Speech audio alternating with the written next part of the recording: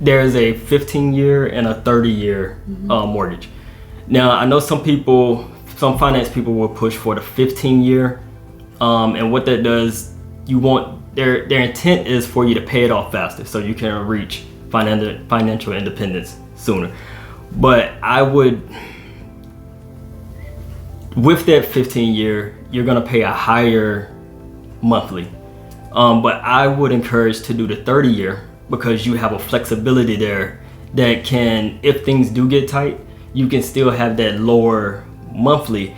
But I would say go in with the intentions of I'm paying the house off between 5 and 10 years. So although I'm signing the 30-year, my intent is not to go to full 30 years, but between 5 and 10 years or sooner if you can. My intent is to be super aggressive when I can, but if things do get tight, lose your job, you might have to buy another car, buy something in between, and you have that flexibility to go to that lower mortgage rate. But like I said, do the 30 and have the intent to pay it off way sooner than that if you can, being aggressive with your mortgage. Yeah.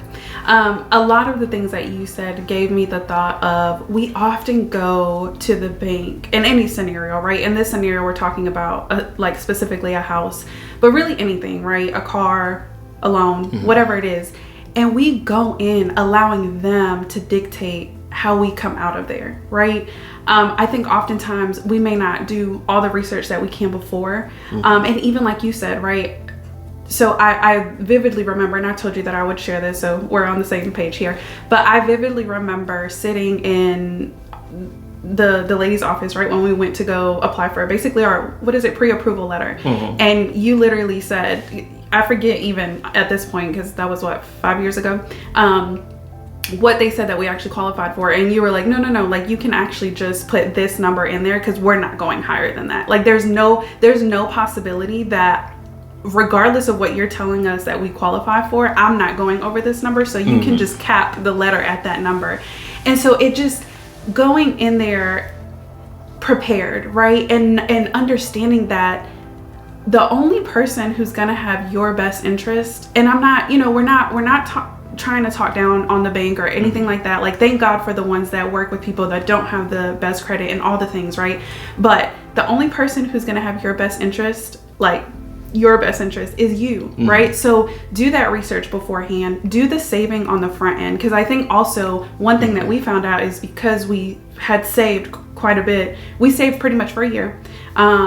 So a year prior to actually buying a house, we said, okay, we've been renting for however long it had been, maybe a year, whatever it was.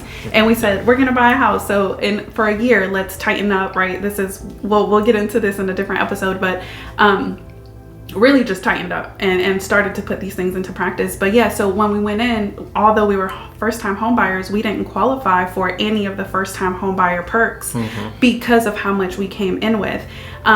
That's okay, right? And we don't, and what I'm saying is we don't have to rely on these things. These are like guardrails, right? When you think about the bank giving you a certain amount that they're saying, okay, this is what we approve you for. Okay, but what is your guardrail? How are you protecting yourself, right? Because remember, the bank is protecting themselves. So the measurements and the things that they put in place, the thresholds, they're not for your best interest. They're for their best interest. How much can I loan you that I think you will pay me back, but I'm also making something off of you, right? So I think that's one really important thing to remember, and one thing that I thank God for, right? Like, you had that wisdom even then to say, like, I hear you, but can you, in the letter, I just want you to put this because I'm telling you now, I'm not going over that. And so it's just like, how often is that happening? Where it's like, no, I'm telling you. I get what you're saying, but I'm telling you what number to put. Don't need more than that. Thank you.